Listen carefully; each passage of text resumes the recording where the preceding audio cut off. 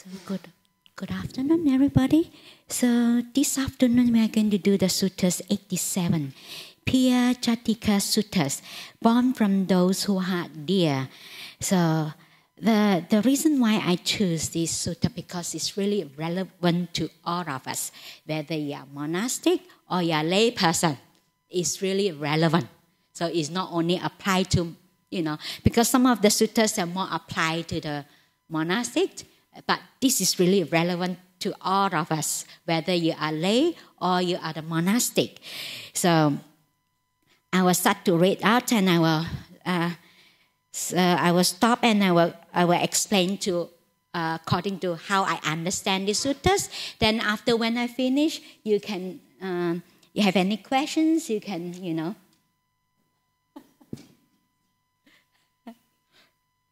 Thank you.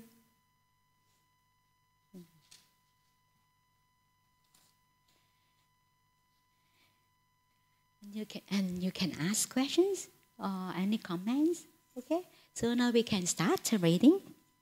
So, thus have I heard. On one occasion, the Blessed One was living at Savatthi in Jeta Groves, Anathapindika's park.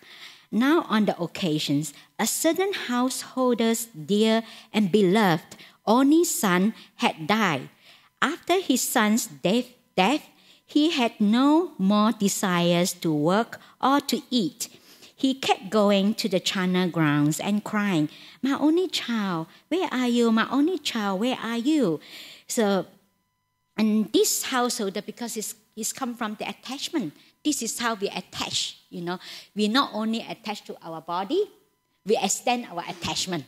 So, from ourselves, from our children, we think that the children is part of us. So we have the ownership. We think they will own. We think that we own it because that when you have this ownership, then you have a feelings of you lost it. I lose this because you own something. This is yours, part of me. The attachment. So this is how our attachment we extend. We attach to ourselves, our own body, and then to our immediate family. Still me and mine, my son, my daughter, my parents, mine, still me, still part of me, the attachment. And then we will extend to more extended family, and then to friends, my good friends, still my friends, and then to my country, my people. And that is how, it's still mine. That is the boundary we still own. That is the ownership. That we have the ownership there. So this is come from the sense of self. We identify, this is me, this is mine. That is this attachment. So when we attach, that is how that this ownership, and we try to process it. So when we lost it, then we think that we lost, we lose, something because we think that we own it. We think that this is me. I own this. My son is my son. My parents, my parents. This is mine. We got the ownership there. So this attachment. So a lot of people just think that, when you love someone, you should attach to that person. The more you attach to the person, that means you really love that person so much. So actually, attachment actually to give rise to not only to ownership, also give rise to greed, So we want that so much. We think that this is me and mine. And sometimes we can't get what we want. So what give rise? Hatred, isn't it? Ill will. So if a pure love is really true love, pure love is absent of these negativities. So that's why some people think that, your attachment, if you love someone so much, then you should attach to that person. If you are not attached to the person, so you don't love that person. So actually that is the attachment that is not really come from the pure love. So this is how we have the ownership. So then we come to the next paragraph. Then that householder went to the Blessed One, and after paying homage to him, sat down at one side. The Blessed One said to him, "Householder, your faculties are not those of one in control of his own mind. Your faculties are deranged." So how could my faculties not be deranged, Venerable Sir? For my dear and beloved only son has died. Since he died, I have no more desires to work or to eat. I keep going to the charnel ground and crying, "My only child, where are you? My only child, where are you?" So it is, householder. So it is sorrow, lamentation, pain, grief, and despair are born from those who are dear, arise from those who are dear. Venerable Sir, who would ever think that sorrow, lamentation, pain, grief, and despair are born from those who are dear, arise from those who are dear? Venerable Sir, happiness and joy are born from those who are dear, arise from those who are dear.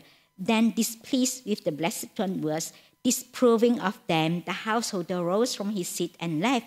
He was very upset with Buddha. He disagreed with the Buddha. He said, "How come, you have a sorrow, lamentation from the one that is dear to you?" So he disagreed with what the Buddha said. So actually, one of the reflections that the Buddhas have been asked us to recollect and reflect on that, contemplate on that, is not only for monastic, but it's also applied, relevant to all of us, whether you are lay or you are monastic. So that is that all that is mine, beloved, and pleasing will become otherwise, will become separated from me. That is one of the suffering, isn't it? So when we associate, the Buddha said, when we associate with the one that we dislike, it's suffering. When we separate from the likes, it's also suffering. So this is how, because we think that, having the happiness is come from the person that we love. So this is how we think that the person gives us happiness. So when, for example, like someone that you like, maybe you meet someone that you really like, because with the contact, so feeling arises. So it's either pleasant, unpleasant, or neither pleasant nor unpleasant, that more neutral feelings, like those, we don't really take notice. So when pleasant feelings arises, so we have this attachment. When these unpleasant feelings arises, so we have ill will. So that's why when we just have these pleasant feelings arises, so this is how we perceive. We come from contact, so the feelings arises.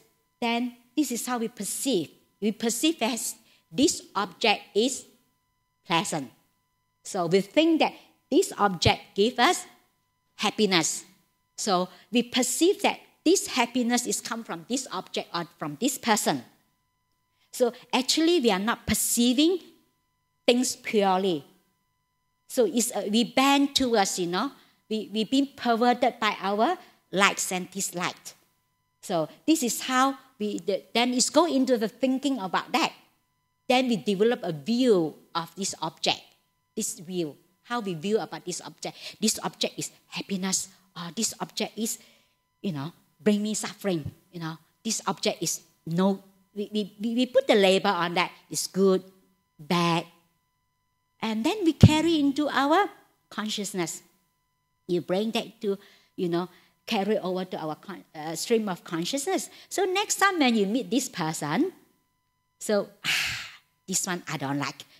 And then you have a lot of story about that person. So because we are not perceiving things purely, it's according to, because when feelings give rise to perceptions, then we're thinking about it, then we develop a views of that object. And this is how, that's why we think that, this person bring me happiness. That's why when we believe that, so we have the view of that, this is happiness. Or when we associate with someone that we dislike. So we're so upset, isn't it? We think that our suffering is come from that person. Or our happiness is come from that person. So actually we are not perceiving things purely. We've been distorted and perverted by our likes and dislikes. So whenever there is the feeling arises, is where that the attachment arises. That is in this dependent originations. When you have the contact, then you have these feelings. So when you have feelings, so you have these craving, tanha. Then you come to attachment. You're attached to your views. You're attached to the object. So we think that the happiness is come from that object. So this is the happiness outside the body, the Buddha said. They say the Buddhas always encourage us to pursue the happiness within ourselves. We are independent from the object. So sometimes this is how we identify. We think that our happiness comes from our children or our partners. This person brings me happiness. If I lose this person, I'll be miserable. So then we are not really perceiving things purely. We don't see things as they really are. So it's been distorted. That's why the Buddhas encourage us to pursue happiness that within ourselves. That is not to the happiness, for example, like from meditation. The happiness from when you're doing something good, you feel good about yourself. When you practice generosity, or you listen to a Dharma talk, you get inspired. Or you read some suttas, you get inspired. And then you have this happiness. So this happiness is within yourself. It's not outside you. So you're independent. So this type of happiness, the Buddha said that this is wholesome happiness. And this happiness leads to peace, leads to freedom and liberation. If the happiness outside ourselves, like through the senses or from the object, or we think that, only I got this, I got a new car, I'll be happy. So that kind of happiness will lead us to suffering because it will not last.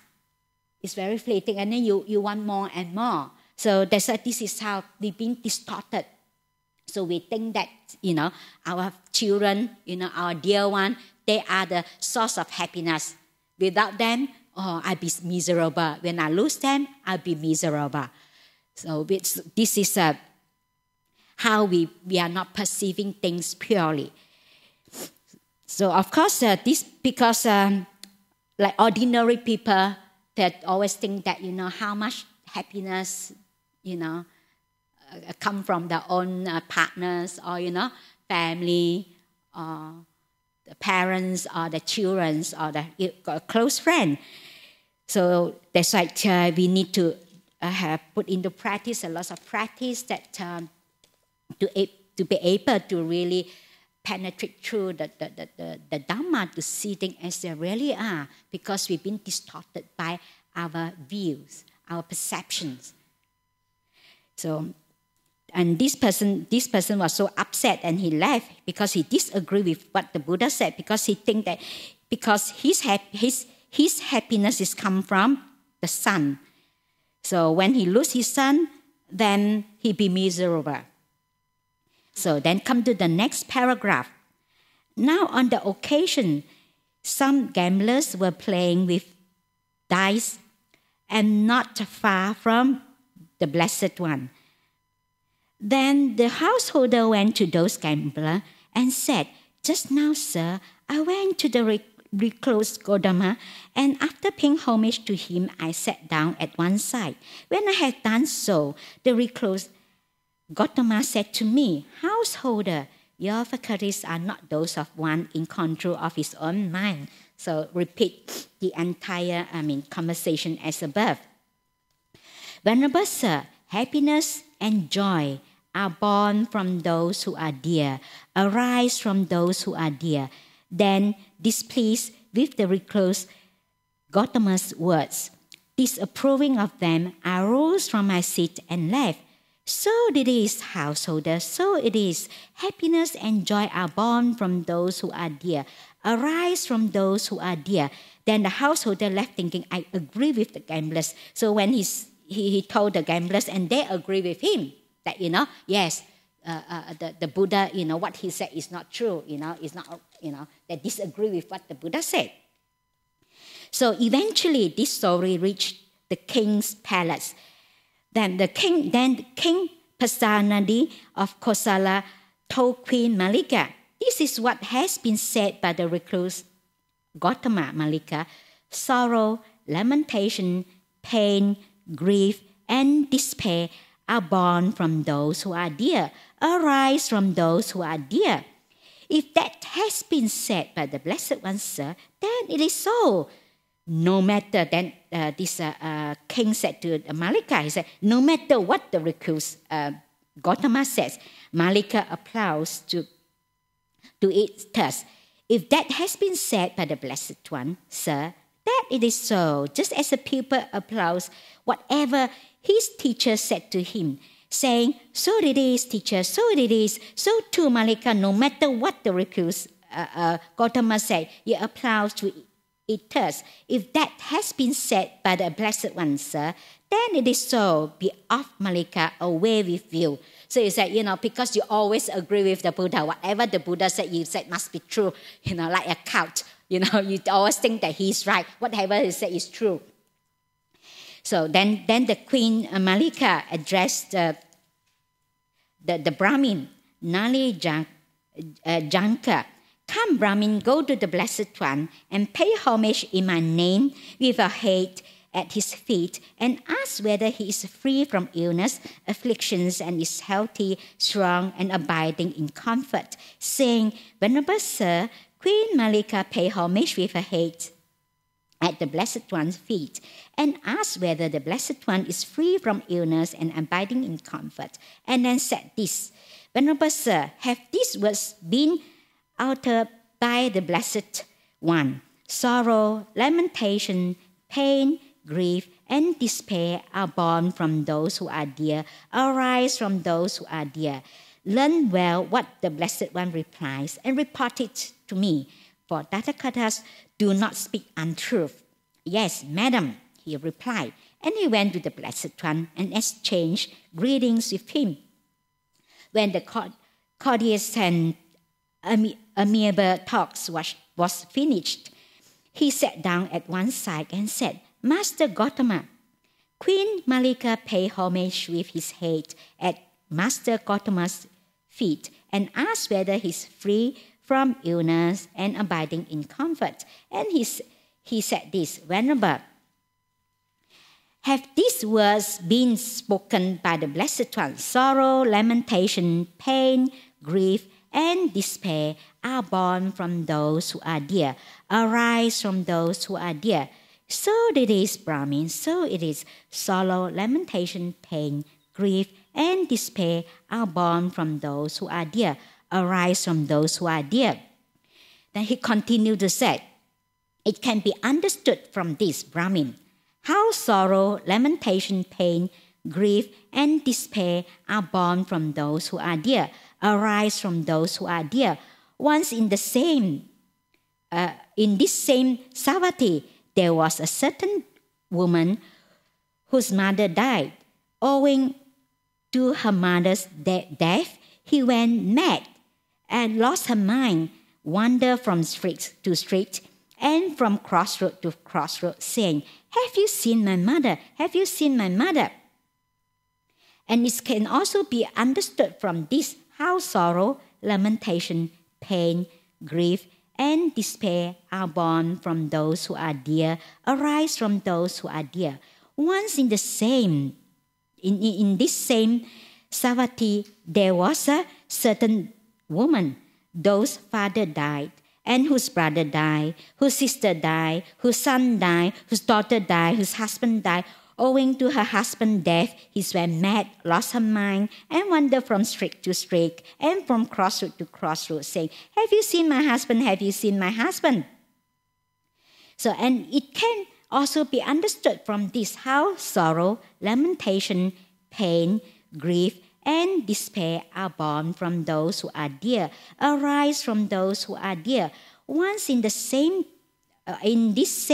Savatthi, there was a certain man whose mother died, whose father died, and whose brother died, and whose sister died, and whose son died, whose daughter died, and whose wife died. Owing to his wife's death, he went mad, lost his mind, and wandered from street to street and from crossroad to crossroad, saying, "Have you seen my wife? Have you seen my wife?" And it can also be understood from this how sorrow, lamentation, pain, grief, and despair are born from those who are dear, arise from those who are dear. Once in this same Savatthi, there was a certain woman who went to live with her relative's family. Her relatives wanted to divorce her from her husband and give her to another whom she did not want. Then the woman said to her husband, "Lord, these relatives of mine want to divorce me from you and give me to another whom I don't want." Then the man cut the woman in two and committed suicide, thinking, "I shall be together in the afterlife." It can also be understood from this how sorrow, lamentation, pain, grief, and despair are born from those who are dear, arise from those who are dear. And as you can see, sometimes like we attach to the person, we separate from the person that we like is suffering, and we associate with someone that we don't like is also suffering. We so much, and even we have good relationship. So sometimes we have forgotten, we think that we're going to live forever. So even with very good relationship, so if either one die, you suffer because you lost your. That's why even you have good, whether you have good relationship or not, so you also suffer. So when the relationship is good, and because it's this attachment, you lose that person, and it's also suffer. So then delighting and rejoicing in the Blessed One words, the Brahmin Naliyanga rose from his seat and went to Queen Malika and reported to her his entire conversations with the Blessed One. So then Malika went to the king, Pasenadi of Kosala, and asked him, "What do you think, sir? Is Princess Vajiri dear to you?" "Yes, Malika, Princess Vajiri is dear to me." "So what do you think, sir? If change and alterations took place in Princess Vajiri, would you sorrow, lamentation, pain, grief, and despair arise in you? Change and alterations in Princess Vajiri would mean an alterations in my life. How could sorrow, lamentation, pain, grief, and despair not arise in me?" So he said, look, is it your daughter, the princess or prince, if anything happened to them, or they get sick, or they have anything, misfortune, anything happened to them, Of course you feel sad, isn't it, if anything happened to our children or to our loved one or to our parents, or to our immediate family. So what do you feel? Because they are dear to you, isn't it? So sometimes, I remember before my mother passed away, when I used to all my friends, sometimes my friend told me, "Oh, my mom passed away." "Oh, how old is your mom?" I said, "Oh, my mom is 80, So then I said, "Oh, it's a good age." And that never hit home. I don't feel that you feel like, oh, it's old enough to die. It's fine because it's not my mother, It's never hit home. That until my mother, died, I can really see that it's different.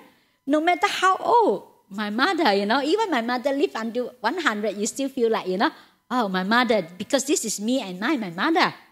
We think that he's still not old enough to die because we don't have the attachment. Because if others, when your friends' parents, or your friend's husband, or someone that you don't know, they tell you that, oh, this person died. We just so equanimous, so neutral. We say, okay, yeah, another person died. And then sometimes we think that we understand this impermanent. We know that we don't live. Intellectually, theoretically, we understand. We think that we understand this change, this impermanence, because it's not happened to us. Then we think that, oh yeah, of course, we all die, we will not live forever. But if until our turn, to face that, it's a different story. So sometimes we think that we don't have fear. We have no fear when we face that. So we only know when the time comes to us, the attachment. Then we can see how much attachment, we have towards ourselves, towards our loved one. Only that we know how much attachment we have. But if it happens to others because we have no attachment, we think that it's okay. And then we think that, yeah, sure, it's already, this age, they should die. So, but because it's someone that we do not attach to, it's different. So if it happened to us when we attach to that person, then we feel a loss, we feel sad, we have this grief, sorrow, lamentation. So then he said, yes, Malika Princess, Vajira is dear to me. So what do you think, sir? Oh, that is already past. So the next one, it was with reference to this, sir, that the Blessed One who knows, see, accomplish, and fully enlightened said, sorrow, lamentation, pain, grief, and despair are born from those who are dear, arise from those who are dear. So, what do you think, sir? Is the noble queen Vasabha dear to you? Is General Vidudaba dear to you? Am I dear to you? Are Kasi, Kosala dear to you? Yes, Malika, Kasi and Kosala are dear to me. We owe it to Kasi and Kosala that we use Kasi sandalwood and wear garland scents and actually how to pronounce these words? Anjans, yes. So what do you think? Because you see how we not only attach to people, we even attach to like places, that we love, the places that we like. And then we identify this is my place, my country. This is how we extend our attachment, isn't it? Not only even to things. So we think that this is my home, this is my house. That's why I used to reflect that a lot. I always, used to contemplate again and again. I always remind myself that Dhammasara is not me, it's not mine, I can live anytime. Because after a while, we feel so happy, and then settle, and, with the place, and we feel so comfortable. And then we just attach to the place, Then we think that we stay there forever. And one day we need to leave the place. We feel so sad, isn't it? Because, this is my place, this is my home. We can't let go. And becomes the home is become me and mine. This is how we extend our attachment, even to object. This is my object. We can't let go of the object. This is me and my attachment. So,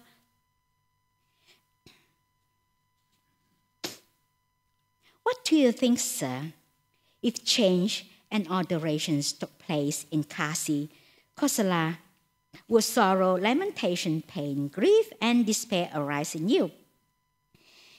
Change and alterations in Kasi and Kosala would mean and alterations in my life. How could sorrow, lamentation, pain, grief, and despair not arise in me? It was with reference to this, sir, that Blessed One who knows and sees, accomplished and fully enlightened, said, sorrow, lamentation, pain, grief, and despair are born from those who are dear, arise from those who are dear. It is wonderful, Malika. It is marvelous how far the Blessed One penetrates with wisdom and sees with wisdom. Come, Malika, give me the ablution water. Then the king Pasanadi of Kosala rose from his seat and arranging his upper robes to one shoulder, he extended his hands in reverentious salutations towards the Blessed One and utters this exclamation 3 times.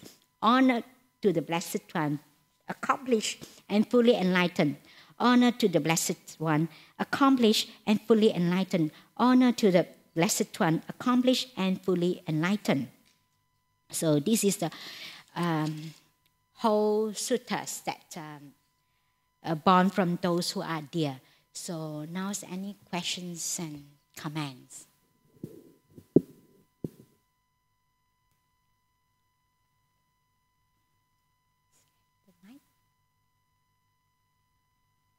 Any questions, comments about this suttas?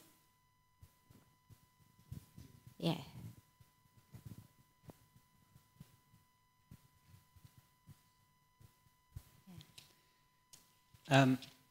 It's a question around if you find sorrow and etc. in the loss of things. So with the happiness, so I mean, we all know that if you're going to lose something, you're going to get sad. So when you're really happy and high on a something really good is happening, do we? I suppose the wisest thing is then to check yourself to make sure that this could fall as well. And yeah, it's sort of a question in there somewhere is how to live your life around being happy, actually. Yes, actually, since a lot of the teaching the Buddhas did mention about how we make use of this wise reflection and contemplation to develop this mindfulness, because sometimes we tend to forget, and again and again we bring back, we remind ourselves, because sometimes we take things for granted and we think that we always, when then we remind ourselves, then we sink in. And this is how we develop the mindfulness that, that okay, yes, I'm not, I will not live forever. That sometimes, like only when things happen to us, only hit home, then only we realize that we all this time we take things for granted. We think that things always be like that, will not change. And just now, I just came back, from visiting one of our supporters. So she was being diagnosed cancer.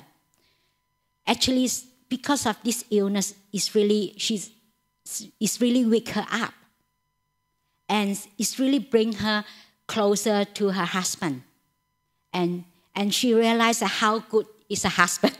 Sometimes how you take it for granted, you just think that he's always there, he's so good. So now when he's ill, the husband look after her, and then she said, actually, my husband is very good. So my husband, now I'm good. Before that, I'm not that good, because of the illness. And it's really wake her up, that because sometimes yes, I'm facing death, then arouse the sense of urgency. Now she becomes like, she's very grateful. She said, every morning, she expressed gratitude. She said, thank you, cancer, that you send a message to me.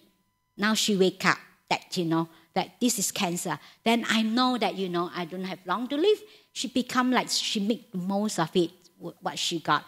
And she becomes more. And I remember before she went in, the next day she had to go for this operation. And she said to me, she made a determination to keep the 5 precepts well. She said she will not break the 5 precepts, and she aroused lots of faith in her. So they say it's important that sometimes we keep reminding ourselves, we contemplate and reflect, And actually, the more we do that, actually this wisdom, will arise in us, because it's sink in. The more we go and becomes part of that, sometimes we tend to forget. So that's why it's good. It's part of, because one aspect of the mindfulness actually is you remember. No? So that's why when to develop, when to always remind yourself, and actually it's one aspect of the mindfulness. You develop this mindfulness as well. That's why the Buddha said it's important that this wise reflection. So because sometimes we easily, the mind get sucked into all these negativities, fault finding. But when we fill our mind with this wise reflection, actually it's really help us to arouse this sense of urgency and also have this insight. Actually, it's important.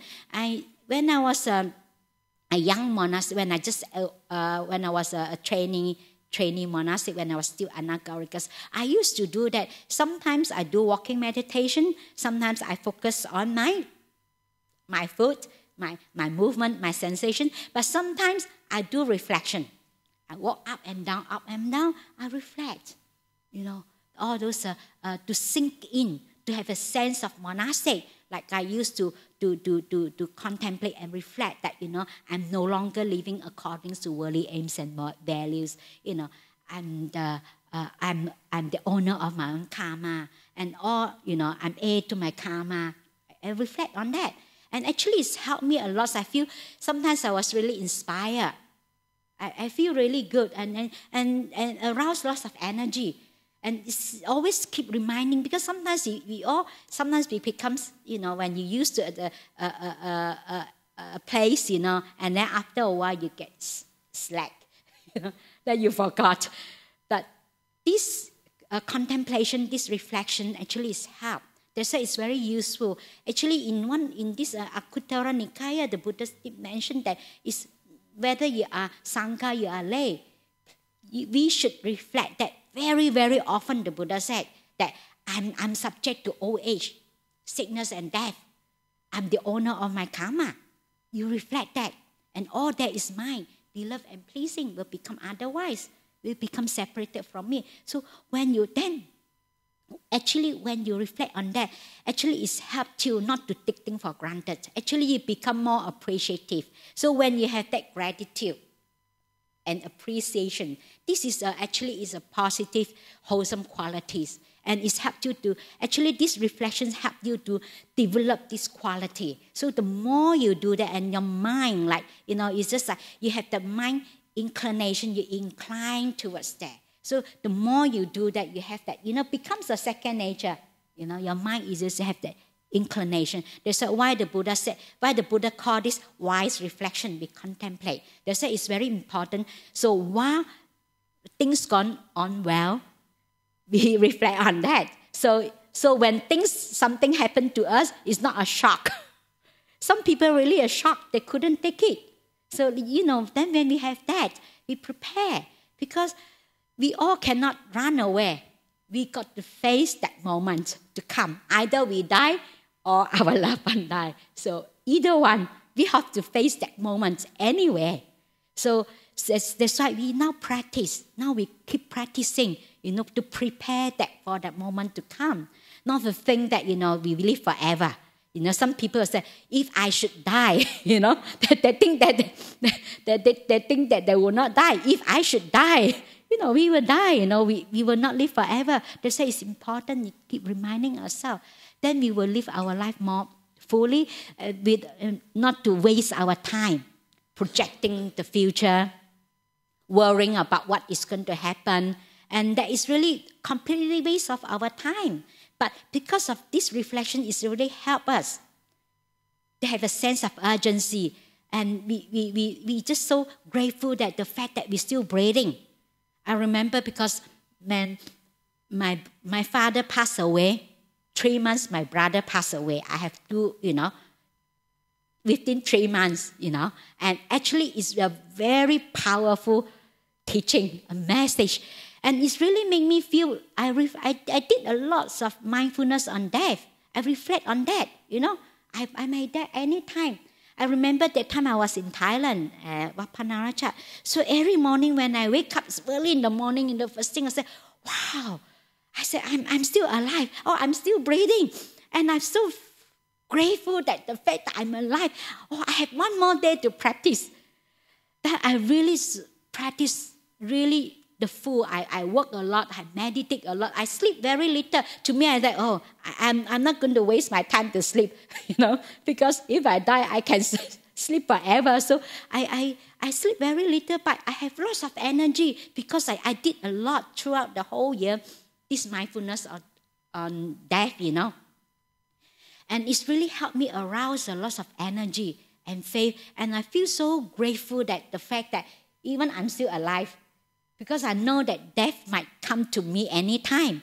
Then it becomes a lot of energy. Actually, it's really very useful, and you become more appreciative, and you will not take things for granted, And you really live your life, you arouse a sense of urgency to practice. So actually, it's very good that, even though nothing happened to you, everything goes on very good. Actually, it's good for you to reflect very often. For example, to reflect that I'm subject to old age, sickness and death is come to me. I will separate from my loved one, and that will come to me. I will die any moment. I don't know when is my next breath will come in. That you keep, reflecting on that. Actually, it's really very, very useful. I find that it's really powerful and give you lots of energy to practice. And you become more appreciative. You have lots of gratitude. When someone has lots of gratitude, you have lots of confidence and faith, not only in yourself, like self-confidence, and also you have the trust in yourself, and also because when you have that in you, you have that towards others. And these qualities and one thing leading to another. So they say it's good. And also it's good that a lot of people ask me one question like I have lots of thinking and sometimes all those rubbish. What can I do? I said, please don't try to stop your thinking. This is a lot of people try to stop the thinking. The harder you try, the worse. So sometimes it's very useful to make use of this wise reflection. You replace the thinking. Replace with the wholesome thinking. So when with this wholesome thinking, this wholesome thinking, and that leads you to calm. It's calm you down. Actually, it leads you to peace. Then it will disappear because you cannot stop the mind. Because when the mind is active, you cannot push it. You cannot make it stop. So you have to make use of all these skillful means to help yourself to stop the thinking. So any more questions and comments? Is it make sense to you?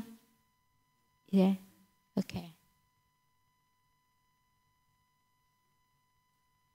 Any more questions or comments? Please.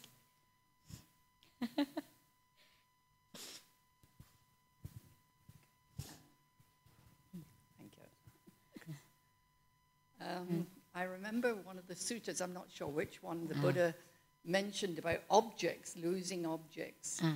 For instance, if you buy a piece of jewelry, it's subject to be lost or stolen. So you think of that at the time of buying the object. I could lose this. It could be stolen from me. And then, like you just said, you don't get so upset about it. So anything, if you break a nice piece of crystal, well, it was subject to break, so you don't worry about it. So it's thinking about it at the time of purchasing, which I thought was very, very important and very interesting. It's good to keep reminding ourselves because we are very forgetful. After a while, we forgot, we think that, this thing will stay with us forever. So it's nothing happened. So when we have that, actually, it's really good. It's lessen our suffering. It's really useful to have that, so not to think that we own everything. We keep reminding ourselves again and again. Even the Buddha said, even this is the advice not only that the Buddha give to monastic, to monks and nuns. They said, please reflect again and again, remind yourself again and again. This will happen. So then when it's happened, then it's not a shock. And you have less suffering. It's, because because you know that anytime you will lose, the one that you love. But maybe you still have a bit of sadness there, but at least it's lessen the suffering. So any more questions?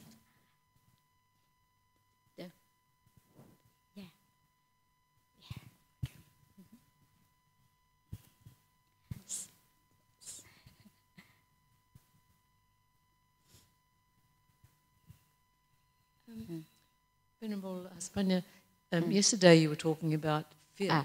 And just in the weekend I've been reading this book, The 31...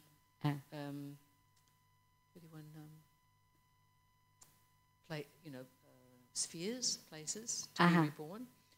And then they went to visit the hills.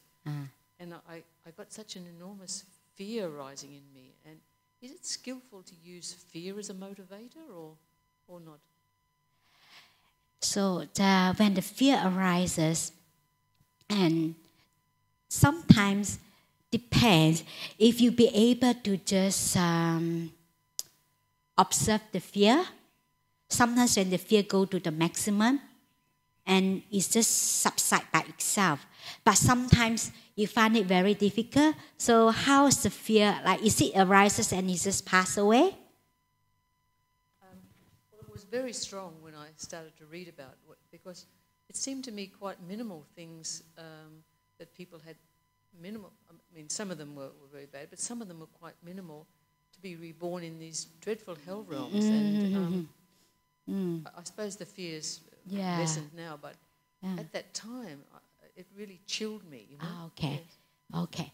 So actually, it's very good that sometimes you bring in some reflection.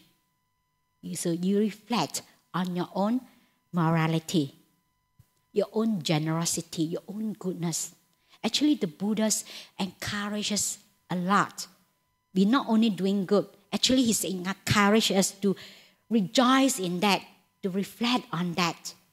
And this is how to keep that in mind. And also, yes, it's happened to me once when I was in Thailand.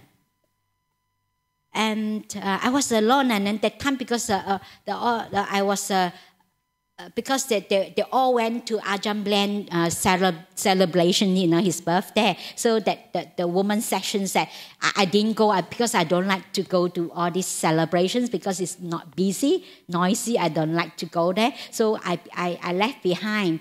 So the area that I stay actually is a cemetery, and I was alone, and it was really storming and thunderstorm. I was left there, I know.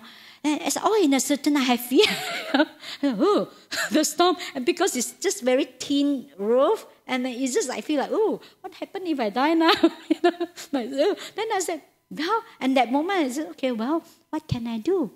If this time I'm going to die. Even I worry about it, I can't do anything.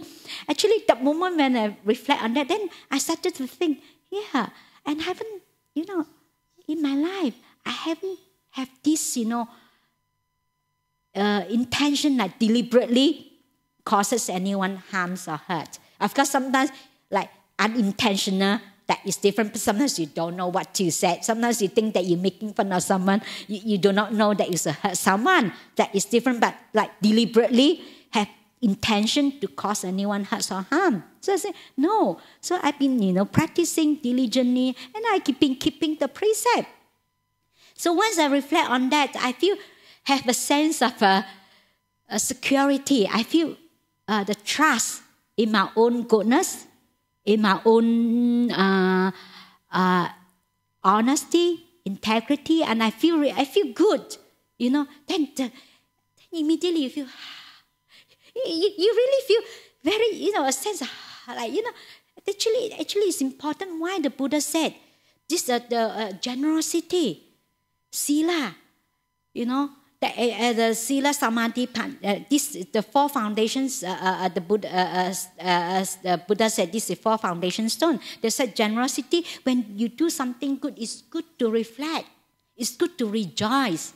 A lot of people think that, oh, no, I shouldn't reflect. Oh, make my ego big. Actually not. The Buddha actually encourages us to rejoice that. So next time when you have that, it's good that you bring in what you have done. Rejoice in your own goodness. Rejoice as sila.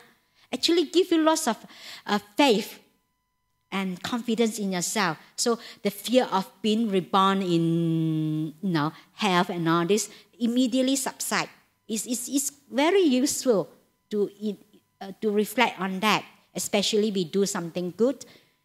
Sometimes we tend to underestimate and the power of our own goodness. Actually, our goodness is the power of our own goodness is very, very powerful. Please make the most of the power of our own goodness to help us with our practice. So is it make sense to you, and is it okay? Any more questions or comments?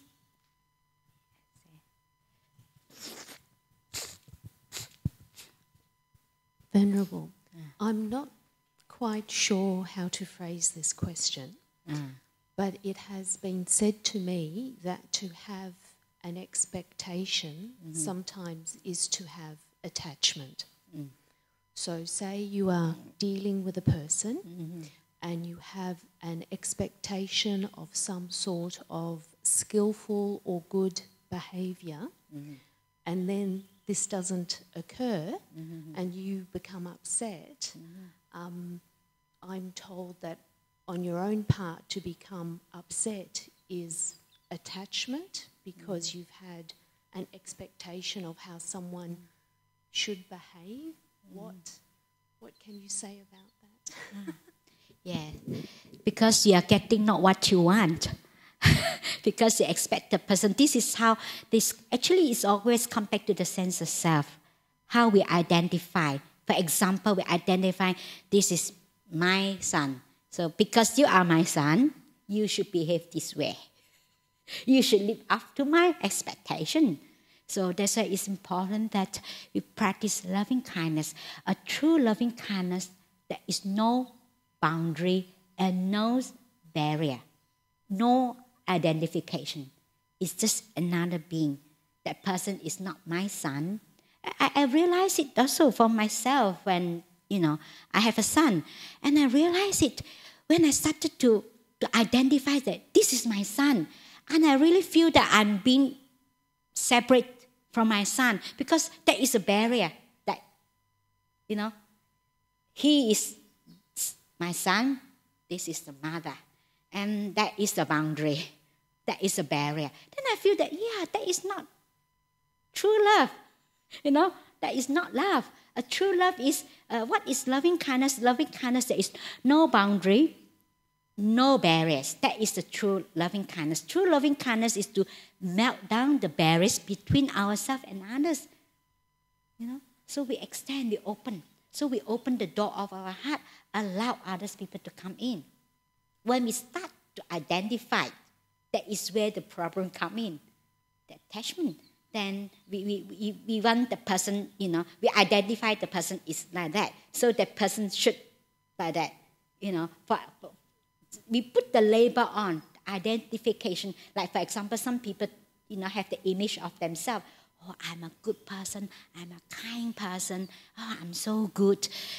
And maybe one day that she realized that actually I'm not that good. Sometimes I do because I try to please people and they praise me. I know that he might, when I remember when I was still a lay person, when I started to practice, you were so enthusiastic, to try to help this, very helpful. And then I always identify myself as a kind, nice person. And one day, as you practice, sometimes when you reflect, and I started to investigate, and sometimes I realize that actually when I'm doing that, I do have very subtle that, like I'm pleasing others people, I'm helpful, I'm kind because I want people to say that I'm a good person. And I realize that I can see that. I find it so difficult to accept that. Make me so long. I feel like I try to give myself all sorts of reasons, try to justify. But, no, I'm not like that. But I keep struggling so much until a point that I said, okay, please, come on. Just admit it, accept that. You're not that kind. So actually the moment when I accept that, I feel much a relief. Because sometimes I struggle because we have that sense of self, who we think we are. We identify ourselves like, I'm a good person, I'm a kind person, I'm this and that. So one day when you started to practice and you see that, so we rather rejoice and that, that we awake to that, we can see that actually it's a big step. We'll be able to see that. Rather, how many people can see that they're coming from that?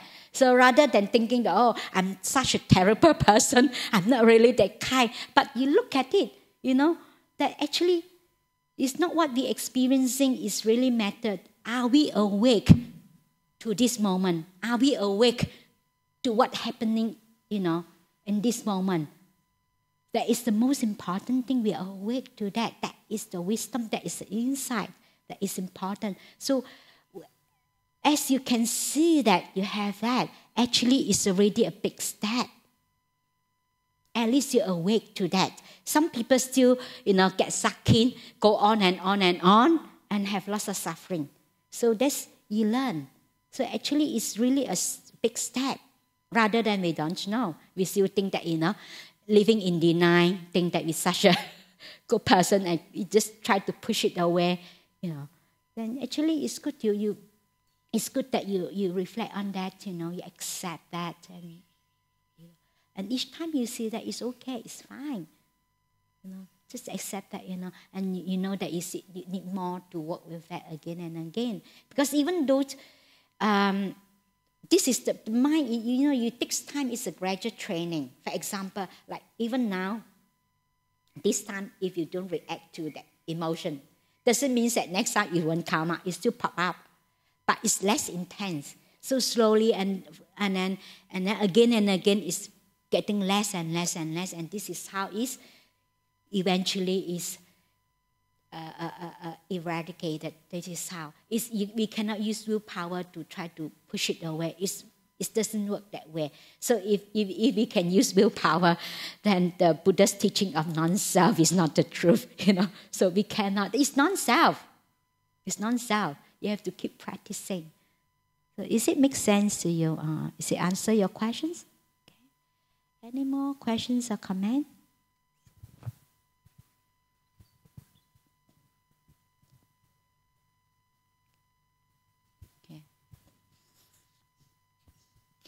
Okay, there's no questions or comments, then we can finish today our Sutta class. So we just pay homage to